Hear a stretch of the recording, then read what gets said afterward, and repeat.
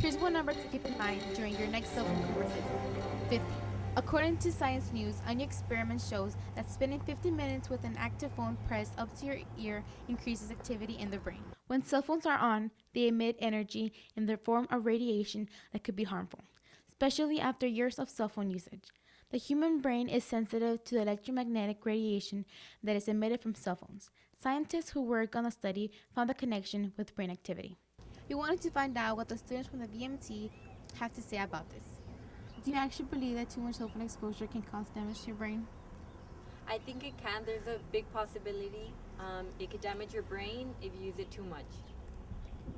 And do you use your cell phone that often? Yes, I do. Every day. The longest is probably about 4 hours, 4 or 5 hours.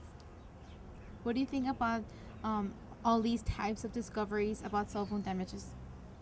I think it's kind of crazy. I don't believe it sometimes, but scientists say, and yes.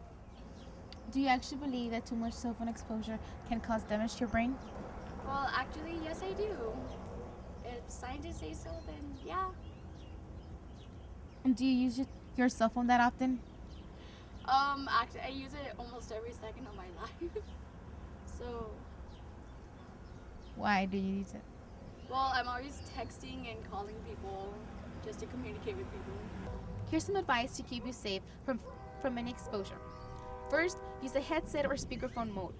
Second, consider reserving the use of mobile phones for shorter conversations. Third, the effects of cellular damage are greater on growing, developing organisms. Finally, in a car, use an external antenna. Any way you look at it, people are still hooked on cell phones. Stay tuned for further studies. For VMC News, I'm Susana.